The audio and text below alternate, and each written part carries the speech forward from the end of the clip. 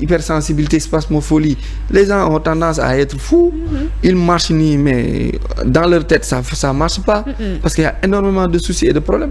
Comment Dakar peut être 6e ville la plus chère en Afrique et que le Sénégal n'est pas le 6e pays le plus développé en Afrique.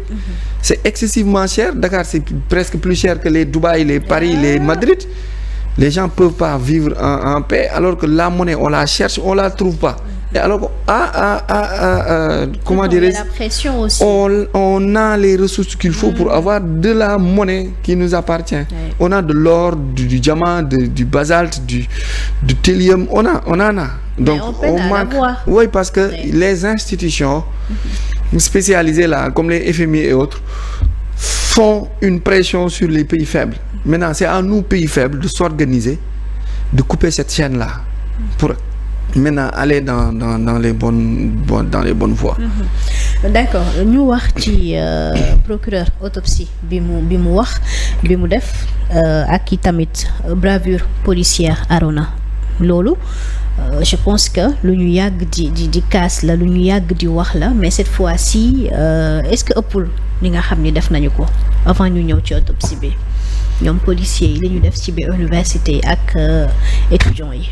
Non si ça c'est vrai ça moom wax dëgg yàlla mooy li ma doon mettitlu ak di ko ñaawlu rek. ñaaw na ba fu ñaaw yam. J'ai bien aimé le discours la conférence de presse du procureur. monsieur Ndoye mu ne enquête yi dina dem ba fépp fu ngeen ko yaakaarul dinañ fa dem enquête. parce que nii la daan demee après mu jeex.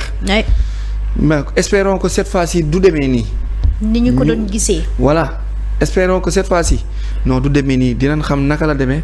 ak kan mooy kan ak kan moo def lan parce que aussi ñun ñëpp ñoo bokk yam bakkan yëpp yam amul benn bakkan bu sut beneen bakkan donc bakkan bu rot ci yaama neex même bu rot si yaamu neex nit bu defee involontaire sax homicide involontaire sax dañ koy tëj waxatuma la mu def lu nga xamante ni c'est volontaire donc bakkan amul njëkk amul prix surtout ku nga xamante ni ndaw la bu nu amoon ci moom yaakaar yaayam yaa amoon ci moom yaakaar njabootam amoon ci moom yaakaar mais espoir société bi voilà espoir société au fait un élément de la société nga yàqal donc loolu yëpp dafay nekk lu nga xamante ni pour seddal xol yi il faut que ñu xam nan la naka la ak kan moo defee ak lu tax mu defee. taxawaay bi ci war sanction ñu kii ko. taxawaay bi ci war est-ce que ñoom ñoo ngi koy wane force de l'ordre yi. danoo manqué formation jëloon nañ fi 312 ñenn ñi laay wax. daf ci am ñoo xamante ni danoo manqué formation. parce que jëloon nañ fi ay 312 ci jamonoy Macky Sall. tànnum yaa ma neex da nga doon gis ñi jël seen bon jël seen mindaan yi ñi jël seen doom yi ñi jël seen xaalis dañ ci gis man gis naa si ñu nga xamante ni sax da nga naan ñii est-ce que. voilà respecté wuñu critère bi nga xam ne moom la loi bi di laaj. léegi jëlaat bi ma amaatee danoo waroon gën a exigeant ci jëlaat bi xool ñi nga xamante ni. au fait danoo def bango. tout à fait mooy danoo def ci ñoom lépp luy soft skills. ñu xam lan mooy patriotisme dëgg nga récupérer ñooñu. wa ilaa ñeneen ñi nga xamante ni am nañ ay bac plus 3 bac plus 4 bac plus 5. jàng am le niveau. ñooñu nga récupérer leen parce que ñii am nañ niveau intellectuel bu leen di permettre ñu apaiser ñii am nañ formation militaire bu leen di permettre aussi ñu apaiser mais bu fekkee si ñi nga xamante ni da nga cee jëlum yaama neex bi passé. loolu aussi day continuer di def ay séquelles di def ay dégâts donc ci 312 yi am na ay militaires yu des mooy yi ñu génne woon am na ñu ni jël. mais am na ay militaires yu des maintenant militaires yooyu des te ñu nekk ci âge bi am bonne conduite. nañ leen dem ñu jëlaat leen ñu engagé leen encore une fois ñu renforcer waat suñu police mais aussi ñu dimbali ñi nga xamante ni jotunoo am yenn soft skills yi le fait que ñiy ànd noonu du dem ak ñoom ñu mën di leen transférer yenn compétences yi. Voilà. D'accord mu nekk lu am solo aussi tamit loo xam ni ñoom war nañ cee mën a bàyyi xel bu baax a baax rawatina jëwriñ bi ñu dénk wàllu kaaraange bi réew mi ci point de presse bi wax na ci daan yi laata sax procureur di ci ñëw te loolu lu ñu soxla la wax nga ko léegi warul nekk comme lu fi amoon avant dañoo bëgg ñu faj ko leeral ñu xam. Effectivement moom laay wax nii rek. justice doit être faite point quel que soit le rang le statut. le degré justice doit être faite parce que on parle de mort d'homme.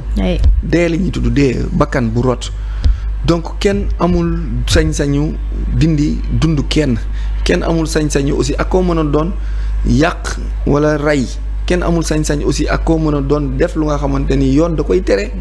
lii nag comme yoon da koy tere te yoon dafay nekk pour ñëpp j'espère que y a pas une justice bu nga xamante ni c'est une justice partielle. Comme la justice est là pour tout le monde kay mais allons-y après on règle le problème parce que kay yaayam dafa perte ah. société bi aussi dafa perte. fac de médecine dafa perte université dafa perte. donc on situe les responsabilités et c'est valable aussi pour tout le monde aussi parce que on est dans une nation te ñun ñëpp a yam nous sommes tous sénégalais on est nés libres et égaux. Voilà. Donc la justice elle est là pour tout le monde pour nous tous donc il faut l'appliquer. C'est ça autopsie bi communiqué ñun am nañu problème jafe-jafe pour lire ko muy xëy na peut-être ci yenn taskatu xibaar yi wala ñenn ñi nga xam ni duñu laaj ñi xam ñu wax ko gis nañu ni am na ñoo xam ne juum nañ ci bi mu njëkkee génn ak procureur li mu wax. bon man li procureur wax laay jàpp. dañuy jàpp ni yi njëkkoon génn yëpp njuumte la. li procureur wax moom mi nga xamante ni il est censé récupérer toutes les informations. à partir de tous les corps. Le médecin lui rend compte. La police lui rend compte. La gendarmerie lui rend compte. L'enquêteur lui rend compte. ñi fekke woon les témoins ont rendu compte. Donc le regroupement la synthèse de tous ces documents là. ci ñëpp donne comme résumé. que le gosse a sauté. à partir du quatrième étage wàcc mu def chute. donc loolu noonu la ñuy maintenir moom la ñuy teg ci table parce que loolu le procureur de la république wax léegi la question mooy moom grèvul xeexul dafa tëju woon ci néegam mais lan lañ ko def ba mu tiit bu mënutul contenir xam nga tiitaange mooy tëbloo nit quatrième étage tiit c'est la peur qui fait ça te peur am na peur fu mu lay yóbbu am na niveau bi mu lay yóbbu day jógee ci stress aigu dem ci stress continu foofu lépp luy adrénaline ak cortisol bi benn du nekk au rendez-vous ça veut dire que la sensibilité ak sensation bi war a tax ngay ràññee le oui le non le pour le contre dootul nekkati ci yow. tu deviens animal. foofu instinct ngay yoratoo raison. qu'est-ce qu'on l'a fait ba moom moment boobu noonu gisul woon lu dul tëb donc là angle boobu nag la ñuy yóbbu enquête bi. pour xool. et pourquoi aussi et comment. Et là bu ñu régler question yooyu on va situer les responsabilités et on avance. loolu moo war a nekk synthèse bi. oui synthèse bi loolu la mooy la question comment et pourquoi. On règle ça la mort est édifiée maintenant pourquoi et comment. ci autopsie bi Arona est-ce que baaxul parfois comme ni ma la wax sànq ñuy xool ñu ñuy jàngal wala ñi nga xam ne ñoom ñoo jàng xam ko parce que médecin li mu bind moom moo ko xam bu la ko expliqué wul je pense que lu bari doo ko mën a comprendre erreur boobu ñuy def est-ce que waruñu ko bàyyi. yàkkamti la rek. erreur bi mooy précipitation erreur bi mooy yàkkamti. ak dénoncer ak dénoncer ak yee fitna. surtout yee fitna surtout defante parce que un régime en place. chaque jour day am ci politique aussi. un régime en place chaque jour day am benn mouvance politique à côté bu nga xamante ni day jàmb. day xumb pour que affaire bi taal tàkk après ñu jug ni wóoy xam leen dara. ñu am matière waxoon voilà ñu am matière yéen a ñëwoon gis ngeen nii nangam sangam xool doon ngeen booy ba mu dee policiers yi nii nangam sangam yëpp spéculation la woon. parce que noonu la ñuy fonctionner dee am na yemal ci dee bi. mais entrer dans les détails nii la ko rayee kii moo ko ray lii moo tax mu ray ko nangam sangam te doo spécialiste tolluwul foofu day jur coow erreur lay indi day indi erreur encore une fois mais aussi mouvance politique yi nekk ci ginnaaw xale yi ça on le sait hein. Nous on a fait l'université ça on le sait il y a énormément de l'influence extérieure des politiques sur les gosses mais aussi le pays est tellement fanatique et on aime le fatalisme à un point où on rentre jamais dans les rigueurs quand quelqu'un amène du précis du sérieux dans ce qu'il dit mooy quelque chose de nouveau par rapport à la masse et appuyer ñu ne ko non il faut rester dans la masse et faire comme tout le monde tu n'as pas le droit de creuser tu n'as pas le droit d'aller en profondeur tu n'as pas le droit de dire non on reste dans people on reste dans people on reste dans le voyez-moi on reste dans le moo deful moo ko laalu ko moo ko waxu ko quand on rentre dans des débats pointus sérieux pour pousser les gens à aller dans la réflexion et dans la recherche mais tant qu'on est à ce niveau bon on aime se faire satisfaire notre curiosité voilà topp kaa après nekk ci ay détails dem tëddi. te niveau bi day médiocre. day médiocre. ça ne marche pas.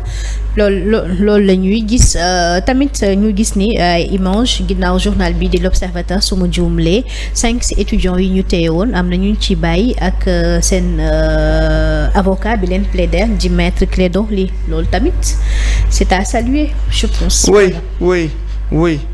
oui man di leen masawu coono jàpp nañ leen sonal nañ leen enquête nañ leen laaj nañ leen tontu nañ dem nañ jox nañ leen liberté provisoire aussi waaw d'accord. mais aussi bu mu amati. na fi gëj bu dee ñoom étudiants yi. parce que enquête la bu dee ñoom étudiants yi dañ leen yónni woon. pour ñu semer bordel. ils vont le regretter. na dakk aussi te nañ génn seen caaxaan yooyu ñu nekk.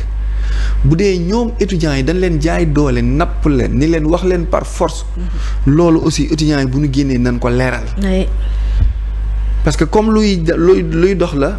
jeexul dafa am thèse ak antithèse xamoo ban la ci pour bi ak contre bi. xamoo ndax ay étudiants yu ñu yónni la mbubboo leen ñu mbappoo université bi pour def yenn yi. foog ñu mën leen identifier. ñu identifier ba xàmmee ñan ñooy encaisser ak ñan ñooy jot ak ñan ñooy taal. ak ñan ñoo nekk ci ginnaaw étudiants yi naan leen ñuy dem. ñuy pour am benn 100 000 wala benn 200 000. mais aussi beneen bi mooy.